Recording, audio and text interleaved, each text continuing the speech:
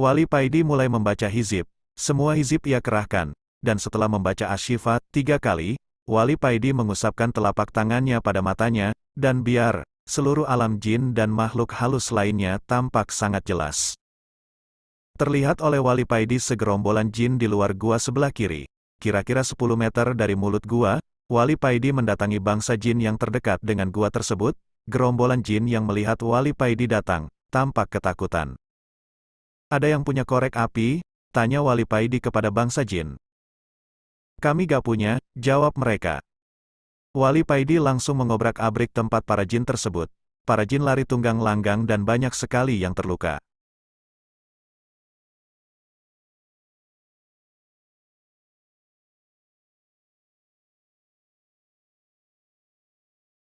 Assalamualaikum warahmatullahi wabarakatuh.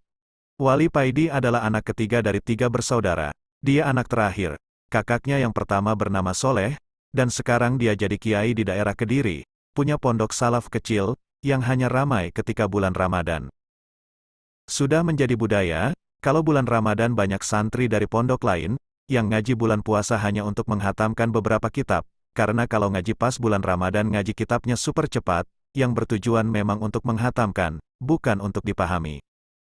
Dikisahkan setiap tanggal 10 Arafah, ada perkumpulan 40 wali di atas gunung di daerah Makkah. 40 wali ini tersebar di seluruh pelosok dunia. Setiap tahun mereka berkumpul di atas bukit di daerah Makkah ini. Maaf, tempat dirahasiakan. Mereka yang datang ada yang terbang, ada yang naik sajadah seperti Aladin, ada yang muncul dari dalam perut bumi, ada yang naik burung, ada juga yang tiba-tiba, celing, sudah berada di tempat. Acara tahunan ini, semacam reuni, yang dipimpin langsung oleh Sultanul Aulia, rajanya para wali, yang setiap masa hanya satu orang di jagat seluruh alam semesta ini. Di atas bukit mulai terdengar dentuman-dentuman lantunan zikir, yang terpancar dari hati mereka. Di atas bukit para malaikat berwujud awan ikut menyemarakkan acara reuni tahunan ini, dengan hembusan angin yang sepoi-sepoi berlantunkan takbir, tahmid dan tahlil. Tampak di kejauhan di bawah bukit, seseorang yang tidak terlalu tua, tampak tertatih-tatih, dan sangat kesulitan mencoba menaiki bukit, berbeda dengan wali-wali yang datang sebelumnya. Dengan tongkatnya dia berusaha melewati bebatuan yang terjal dan berliku. Kadang dia berhenti sebentar, untuk mengatur pernafasannya lalu melanjutkan menaiki bukit lagi. Setelah sampai di puncak tampak jelaslah orang ini, gemuruh nafasnya masih tersengal-sengal kelelahan, pakaiannya biasa saja, jubah putih agak kecoklatan serta agak kotor. Walaupun kelelahan wajahnya selalu tersenyum, dari wajahnya bisa dikatakan orang ini tak mudah meremehkan orang lain, tawadu dan sopan. Para wali menghentikan aktivitasnya setelah melihat kedatangan orang tua ini. Suasana tiba-tiba hening. Satu persatu para wali menyalami orang ini dengan penuh hormat dan takzim. "Ahlan wa sahlan ya Habibullah, ya Sultanul Aulia," ucap mereka. Ternyata orang yang tampak biasa sekali ini adalah rajanya para wali. Keramatnya dan kesaktiannya seakan tidak ada sama sekali. "Tolong panggilkan Paidi orang Indonesia itu suruh ke sini," ucap sang Sultanul Aulia, kepada para wali di sela-sela kerumunan para wali. Muncullah seorang pemuda dengan jas layaknya tentara, dan peci hitam yang agak tinggi. Dari wajahnya terlihat kalau Paidi ini pemuda yang kocak. Dengan wajah cengar-cengir pemuda ini mendekati sang Sultan Aulia dan mencium tangannya, setelah wali Paidi ini menghadap. Sang Sultan ini berkata kepadanya, Paidi sini aku minta rokoknya, dan tolong sekalian masak air buatkan kopi." Hehehehe, ternyata wali yang kemana-mana bawa rokok dan kopi hanya wali dari Indonesia. Sehabis dari pertemuan di Makkah, Wali Paidi kembali lagi ke Indonesia. Wali Paidi ingin mencoba ilmu yang baru saja didapat dari teman walinya dari India Nasir Khan, yaitu ilmu melipat bumi. Teman Wali Paidi ini memang terkenal sakti. Seluruh biksu di India tidak dapat menandingi kesaktiannya, bahkan biksu dari Tibet banyak yang masuk Islam, setelah kalah bertarung dengan Nasir Khan ini. Ketika berangkat ke Makkah, Wali Paidi nunut atau nebeng sama temannya dari India ini. Wali Paidi hanya disuruh menggandeng tangannya lalu tiba-tiba saja, celing, Wali Paidi dan temannya Nasir Khan sudah berada di Makkah di atas bukit tempat pertemuan. Karena merasa kasihan, Wali Nasir Khan ini mengijazahkan ilmu melipat bumi kepada Wali Paidi, supaya di acara pertemuan-pertemuan yang akan datang, Wali Paidi tidak repot mencari nunutan lagi. Wali Paidi memejamkan matanya, dan mulutnya mulai komat-kamit membaca doa-doa khusus. Tiba-tiba saja tubuh Wali Paidi terasa dingin, bumi yang didudukinya terasa seperti es. Wali Paidi membuka matanya, tampak di depannya bukit yang tertutup es. Dia melihat ke bawah, bumi yang didudukinya juga terbuat dari es. Di manakah aku ini? Batin Wali Paidi. Wali Paidi berdiri, melihat sekelilingnya. Semuanya tampak putih tertutup salju. Wali Paidi berjalan mengitari tempat yang belum pernah dilihat selama hidupnya. Sepi tiada orang sama sekali. Lamat-lamat Wali Paidi mendengar ada orang yang bersenandung membaca solawat. Wali Paidi dengan perlahan-lahan mengikuti asal suara senandung solawat tersebut, dan tampaklah di depannya beruang besar putih, membungkuk di tepi sungai mencari makanan ikan segar. Masya Allah, ternyata yang bersenandung itu bukan manusia, tetapi seekor beruang putih. Wali Paidi berhenti, beruang putih itu menoleh kepada Wali Paidi dan berkata kepadanya. Assalamualaikum, ucap beruang itu. Waalaikumsalam, jawab Wali Paidi dengan perasaan kaget dan heran. Kamu Wali Paidi kan? Aku tadi dapat kabar kalau nanti ada orang yang kesasar ke sini. Namanya Wali Paidi, ucap beruang itu. Setelah memakan ikan yang baru didapatnya, beruang putih itu melanjutkan perkataannya lagi. Kamu jangan khawatir, memang sudah biasa orang belajar itu tidak bisa langsung menguasai ilmu yang baru didapatnya. Cobalah sekali lagi, kata beruang tersebut lalu pergi meninggalkan Wali Paidi. Wali Paidi diam 1000 bahasa. Wali Paidi mendongak ke atas melihat posisi matahari. Ternyata dia kesasar ke kutub selatan, dan bertemu beruang putih yang bisa bicara. Setelah sholat sunnah 2 rakaat, Wali Paidi mulai merapal doanya kembali. Dan cling, Wali Paidi membuka matanya kembali. Dan betapa kagetnya Wali Paidi ketika membuka matanya, tampak di sekelilingnya banyak orang berlarian dengan memakai baju gamis selutut dan memakai surban, tampak di tangan mereka senjata AK-47, terdengar suara bising peluru berseliweran. Aduh, kesasar lagi aku ini, tadi kesasar ke kutub selatan, sekarang kesasar lagi ke Afghanistan. Wes kok gak kesasar ke Hollywood saja, guman Wali Paidi. Wali Paidi mengamati salah satu pasukan yang semuanya berjenggot panjang. Wali Paidi tersenyum sendiri melihat jenggot mereka. Memang di negara yang dikuasai Taliban ini bukan operasi helm yang dilakukan di sana tapi operasi jenggot. Kalau ada laki-laki yang tidak berjenggot maka kena tilang. Wali Paidi berdiri berjalan mencari tempat yang sepi. Wali Paidi tidak suka dengan peperangan. Ia memutuskan untuk langsung pergi saja. Setelah menemukan tempat yang sepi, Wali Paidi mulai merapal doa-doa ilmu melipat buminya lagi. Angin sepoi-sepoi menerpa wajah Wali Paidi. Wali Paidi membatin mudah-mudahan tidak kesasar lagi. Wali Paidi membuka matanya perlahan-lahan. Tampak di depannya rumah yang terbuat dari kayu, persis rumah para transmigrasi di luar pulau. Tidak lama kemudian keluarlah seorang tua berpeci putih dengan baju takwa dan bersarung melambaikan tangannya memanggil Wali Paidi. Wali Paidi teringat dengan orang tua ini. Beliau adalah Habib Ali Al-Habsyi Pahat Malaysia, yang kemarin juga ikut pertemuan di Makkah. Masya Allah, ternyata aku masih kesasar lagi, batin Wali Paidi. Wali Paidi melangkahkan kakinya mendekati Habib Ali Al-Habsyi. Wali Paidi teringat beberapa tahun yang lalu, ketika Sayyid Maliki dari Makkah mau berkunjung ke rumahnya Habib Ali ini. Di dalam perjalanan Sayyid Maliki ini, tiba-tiba merasakan kangen yang amat sangat terhadap datuknya, yaitu baginda Nabi Muhammad Shallallahu Alaihi Wasallam. Setelah sampai di depan rumah Habib Ali, Al-Habib Ali hanya menyuruh masuk Sayyid Maliki, sedang rombongan yang lain disuruh menunggu di luar. Beberapa menit kemudian Sayyid Maliki keluar dengan beruraikan air mata. Sayyid Maliki menangis terseduh-seduh. Sudah terobati kangenku, ucap Sayyid Maliki dengan masih menangis. Ternyata ketika Sayyid Maliki masuk ke rumahnya Habib Ali, Sayyid Maliki dipertemukan oleh Habib Ali dengan baginda Nabi Muhammad Shallallahu Alaihi Wasallam. Subhanallah. Mari masuk nak, jangan melamun saja, ucap Habib Ali. Inggih mbah, jawab Wali Paidi. Lalu melangkah mendekati Habib Ali. Setelah mencium tangan beliau, Wali Paidi masuk ke dalam. Kamu memang gak bakat dengan ilmu melipat bumi itu, nak Paidi, jadi nanti gak usah dicoba lagi. Kamu naik pesawat saja dari sini ke Indonesia, kata Habib Ali. Inggih mbah, jawab Wali Paidi. Siapa tahu nanti ketika kamu naik pesawat, kamu bertemu dengan Mulan Jamila, yang kamu gandrungi itu, goda Habib Ali. Hahaha, Wali Paidi hanya bisa tertawa mendengar godaan Habib Ali ini. Setelah makan bersama, Wali Paidi pamit pulang. Habib Ali menepuk-nepuk pundak Wali Paidi, mengantarkannya keluar dari rumah. Ingat perintah Sang Sultan Nagpaidi, setelah sampai ke rumah segeralah ke Gunung Arjuna untuk kholwat di sana, ucap Habib Ali. Inggih Mbah, jawab Wali Paidi. Setelah mencium tangan Habib Ali, Wali Paidi beranjak pergi ke bandara, naik pesawat pulang ke Indonesia. Setelah beberapa hari di Indonesia, Wali Paidi berencana melakukan suluk nyepi ke gua di Gunung Arjuna, sesuai perintah Sang Sultanul Aulia. Wali Paidi mulai berkemas untuk berangkat ke Gunung Arjuna. Berpres-pres rokok sudah disiapkan mulai dari Ji Samsu, gudang garam dan jarum sudah lengkap, tidak ketinggalan kopi satu black juga dibawanya. Setelah sampai di kaki Gunung Arjuna, Wali Paidi mulai mendaki mencari gua yang dimaksud oleh Sang Sultanul Aulia.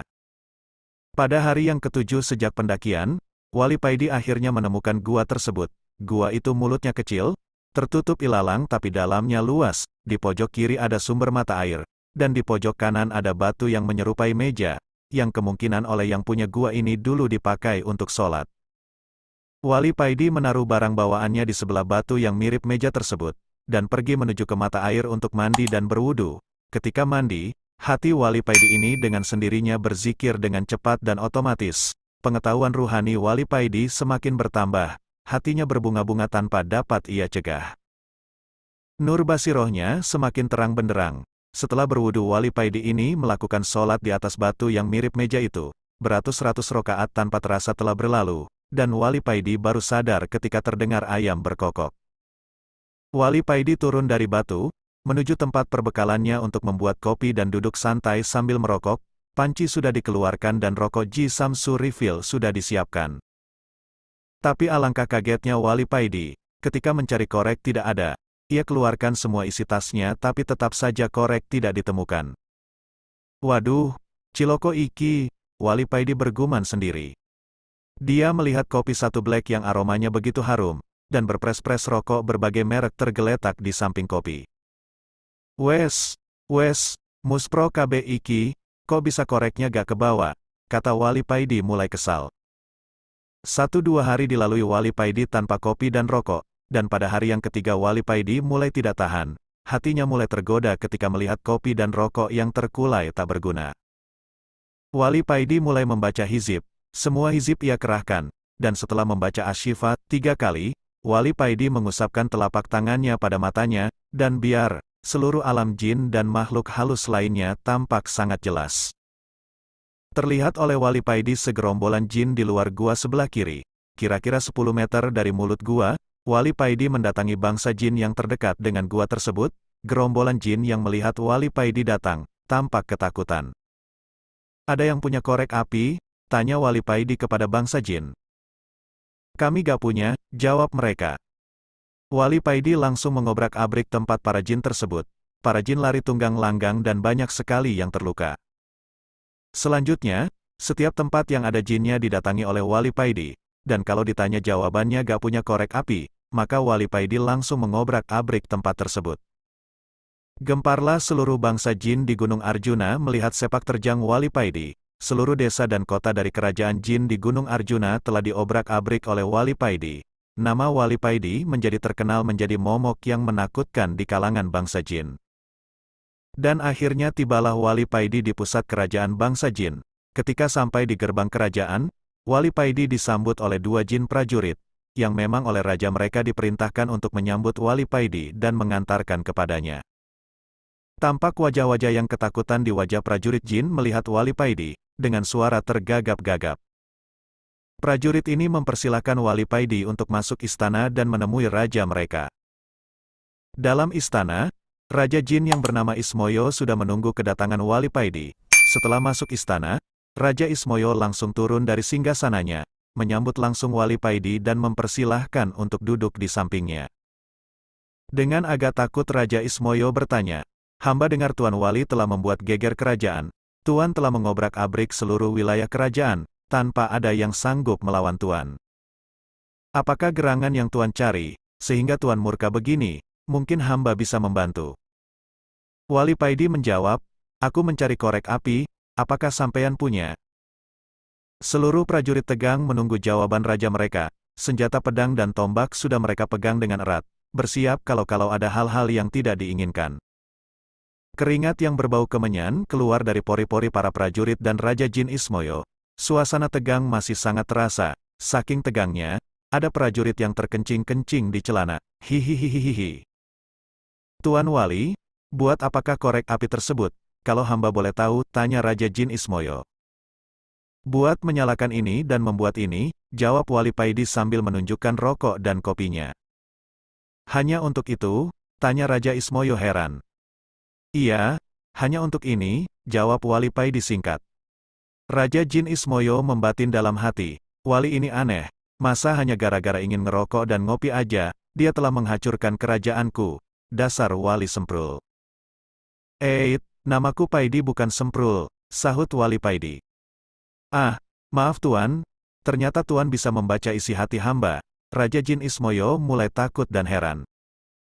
Terus gimana? Sampeyan punya korek api apa tidak? Tanya Wali Paidi lagi. Kalau hanya untuk menyalakan itu, pakai ini saja tuan, jawab Raja Ismoyo sambil menjulurkan jari telunjuknya, yang tiba-tiba bisa mengeluarkan api. Masya Allah, kalian kan memang terbuat dari api. Maaf baru ingat, hihihehe, jawab Wali Paidi sambil cengengesan. Wali Paidi mendekati Raja Ismoyo, mengeluarkan sebatang rokok Jisam Surefilnya, dan mulai menghisap rokoknya. Hu Allah, begitulah yang terdengar ketika Wali Paidi merokok. Selanjutnya Raja Ismoyo memanggil panglimanya dan berkata kepadanya.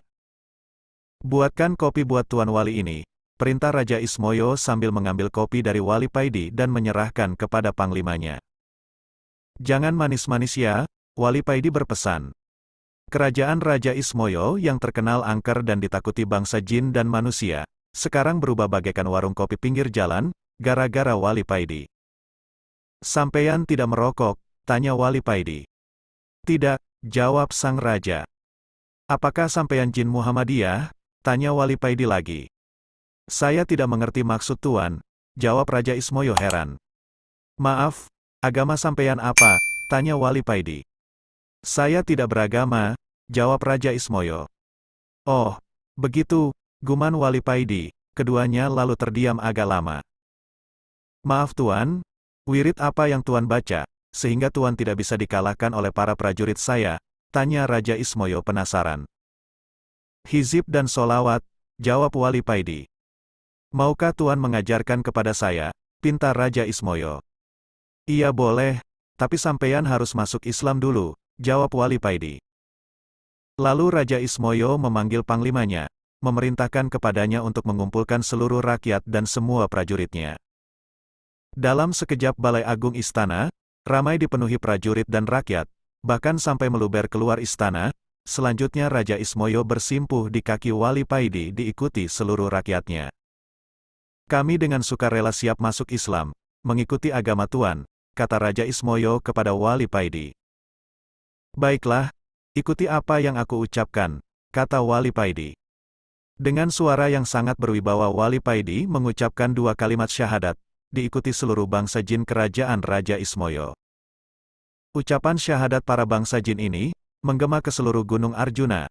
Bahkan, seluruh hewan di Gunung Arjuna berhenti sejenak, tidak ada yang bersuara mendengarkan ucapan syahadat ini. Setelah mengucapkan dua kalimat syahadat, Wali Paidi mengajarkan pada mereka apa itu Islam, dan menjabarkan arti iman secara singkat. Selanjutnya Wali Paidi tinggal di istana Raja Ismoyo, guna mengajari mereka cara sholat, cara berzikir dan lain sebagainya. Setelah beberapa minggu tinggal di istana, Wali Paidi akhirnya mohon pamit kepada Raja Ismoyo. Kami masih butuh pencerahan dari Tuan. Sudilah kiranya Tuan tetap di sini beberapa hari lagi, pinta Raja Ismoyo kepada Wali Paidi. Jangan khawatir, kelak aku akan datang lagi kemari, kata Wali Paidi dengan tersenyum. Wali Paidi mendekati Raja Ismoyo dan memegang dada Raja Ismoyo, sambil berkata, ajaklah hatimu untuk zikir terus-menerus, ucapkan Allah, Allah, secara berkesinambungan, dalam keadaan apapun teruslah berzikir, dan berusahalah selalu dalam keadaan punya wudu, andai Allah mencabut nyawamu, kamu dalam keadaan suci. Terima kasih Tuan, pesan Tuan akan kami laksanakan, jawab Raja Ismoyo dengan takzim. Kalau hatimu sudah bisa berzikir, maka Allah sendiri yang akan membimbingmu, kata Wali Paidi. Apakah kami akan menjadi wali kalau hati kami sudah bisa berzikir sendiri? Tanya Raja Ismoyo.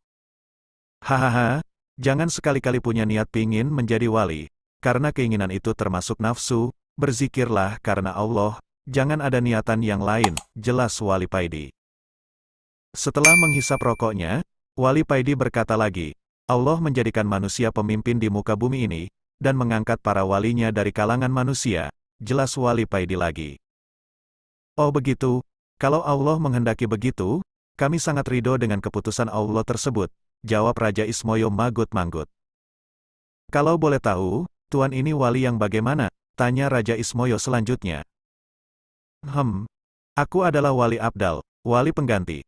Kalau istilah dalam sepak bola sebagai pemain cadangan, wali tingkat rendah. Aku dulu hanya seorang abdi seorang kiai.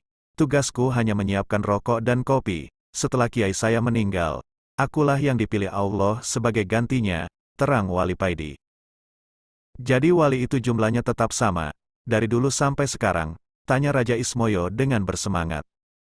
Iya, jumlahnya wali di seluruh dunia tetap sama, karena setiap yang meninggal pasti ada gantinya. Biarpun kamu tidak ada hak untuk menjadi wali, kamu harus tetap semangat, karena di mata Allah derajat seseorang itu dilihat dari ketakwaannya. Wali itu hanya title yang diberikan Allah buat para wakil-wakilnya di muka bumi, guna untuk mengatur dan menata manusia, dan wali dipilih dari para hamba yang dikehendakinya. Bukan karena ibadahnya, bukan karena zikirnya, tapi karena kehendak Allah, jadi salah besar, kalau ada orang yang ingin atau mempunyai cita-cita menjadi wali, jawab Wali Paidi. Terima kasih Tuan, mudah-mudahan apa yang Tuan ajarkan kepada kami menjadi ilmu yang bermanfaat, ucap Raja Ismoyo. Akhirnya Wali Paidi pamit dan meninggalkan Gunung Arjuna, diiringi Raja Ismoyo dan seluruh rakyatnya. Rakyatku semuanya, nanti atau kapanpun, kalau ada orang yang ke Gunung Arjuna ini, berbekal rokok dan kopi, jangan sampai diganggu, jagalah mereka sampai mereka meninggalkan Gunung Arjuna ini, demi menghormati guru kita, Wali Paidi. Titah paduka akan kami laksanakan, jawab mereka serempak. Terima kasih kami ucapkan, kepada Anda yang telah menonton. Salam hangat dari kami, wassalam.